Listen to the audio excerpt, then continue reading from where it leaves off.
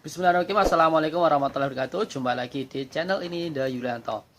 Oke teman-teman, bagaimana keadaan peternakan kalian? Semoga tetap dalam keadaan sehat, walafiat ya teman, dan juga pemiliknya juga. Oke, sebelumnya saya mohon maaf karena beberapa minggu channel ini tidak aktif karena saya sendiri sedang ada kegiatan yang berada di luar ya teman-teman. Jadi saya pribadi mohon maaf. Dan oke, video ini adalah video yang pertama setelah kita vakum beberapa hari karena ada kegiatan. Video kali ini kita akan membahas beberapa pertanyaan dari teman-teman breeder, yaitu terkait kapan atau umur berapa indukan kelinci itu sebenarnya layak untuk di half-care. Nah, sebenarnya materi ini sudah saya sisipkan di beberapa sesi ataupun di beberapa video yang lalu, tetapi memang secara pembahasan secara khusus ini tidak ada ya teman-teman. Maka dari itu, karena masih ada banyaknya yang bertanya terkait ini, materi ini kita buat.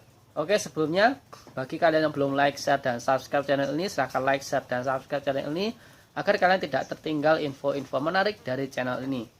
Oke, sebelum kita masuk ke inti materi tentang bagaimana sih ciri-ciri indukan kelinci yang sudah layak untuk di half-care, sebelumnya saya mau cerita agar menjadikan gambaran tersendiri bagi teman-teman kapan ataupun waktunya untuk meng-half-care indukan kelinci tersebut. Oke, di sini sebelum saya itu ada agenda keluar, itu ada indukan saya itu yang beranak ya teman-teman, dan boleh diketahui indukan saya ini kemarin pertama yang saya beli ini umurnya dia sudah 1 tahun pada bulan keempat tahun 2019 ya teman-teman. Jadi umurnya pada bulan ini itu sudah lebih dari 2,5 tahun ya teman-teman, kurang lebih 2 tahun setengah.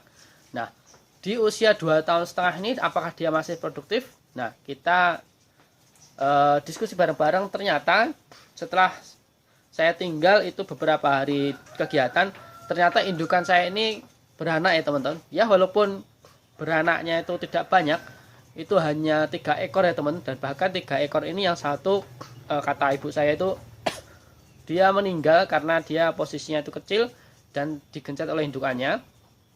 Tetapi indukan ini sebenarnya pada waktu dia beranak yang terdahulu dia rutin sekitar 5-7 ya teman-teman, dan beranak yang terakhir ini dia beranaknya 3. Nanti kita coba lihat bersama-sama bagaimana sih indukan ini, karena indukan ini cukup tua ya teman-teman, karena usianya itu 2,5 tahun lebih. Karena saya itu membeli itu bulan 4 tahun 2019 itu di peternakan teman saya itu sudah beranaknya 2 kali. Kalau beranaknya sudah 2 kali itu kurang lebih umurnya sudah 1 tahun atau bahkan 1 tahun lebih ya teman-teman. Dan beranaknya per hari ini itu sudah 7 kali ya teman-teman. Bayangkan 7 kali dia sudah beranak di kandang saya. Jadi totalnya di kandang teman saya itu 2, di sini itu 7. Di teman saya itu 2, di sini 5, berarti dia sudah beranak 7 kali dengan rata-rata anak ada 5-7 ekor. Nah, nanti kita coba lihat anakannya seperti apa, apakah anakannya tersebut dia tetap bagus atau tidak. Dan boleh diketahui umur anakannya pada kita membuat video ini adalah umur 8 hari ya teman-teman. Jadi umurnya baru 8 hari. Nanti kita coba cek kondisi si anak tersebut seperti apa. Nah, oke teman-teman, kita langsung saja menuju kandangnya atau hallnya si indukan ini yang umurnya itu 2,5 tahun lebih ya teman-teman. Dan ini jenisnya adalah kelinci New Zealand. Dia sudah generasi ketiga dari backcross. Kalau teman-teman bertanya tentang maksudnya generasi 3 dari backcross ini apa? Lah, konten yang sebelumnya itu bersama Mas Bayu itu sebenarnya kita sudah bahas. Namun jika teman-teman ada yang kurang jelas nanti bisa ditanyakan ya teman-teman. Oke, kita langsung saja menuju ke kandangnya.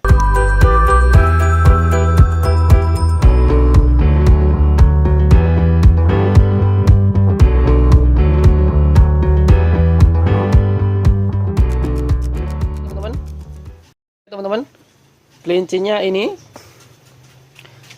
kebetulan ini juga beranak, ya teman-teman. Alhamdulillah sekali. Ketika saya pulang ini beranak. Oke, indukannya adalah ini. Bisa dilihat dari kemarin kalau teman-teman itu mengikuti channel ini tentang ciri-ciri kelinci yang sudah tua, bisa dilihat ya, bulunya sudah agak kasar. Nah, ini kelincinya umurnya sudah 2,5 tahun ya teman. Dan ini sempat bobotnya itu sempat terlalu besar kalau di tempat saya, karena suhu saya itu cukup panas. Ini bisa mencapai kemarin 4,6 atau 4,7 ya teman-teman, sehingga anakannya pun juga yang terakhir ini sedikit. Nah, bisa dilihat teman-teman. Nah, ini adalah ciri-ciri kelinci yang sudah tua. Pasti kalau manusia itu ada alisnya seperti ini. Dan bulunya juga tidak sehalus kalau dia masih muda. Nah, apakah dia tetap bagus? Nah, nanti kita cek anakannya seperti apa. Oke. Pinjam dulu. Bentar ya, pinjam ya. Nah, ini ya teman-teman. Umurnya 8 hari. Kemarin anaknya 3, tapi yang satu udah meninggal ya teman-teman. Lah, ini anakannya. Oh, bisa dilihat ya teman-teman.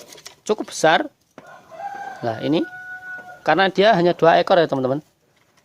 Dan indukannya pun juga memang cukup besar bagi saya. Nah, ini bisa dilihat. Saya berharap sih ini betina semua ya teman-teman ya. Nanti bisa untuk replacement sih indukannya ini. Oke. Udah ya teman-teman, nanti taknya itu stres.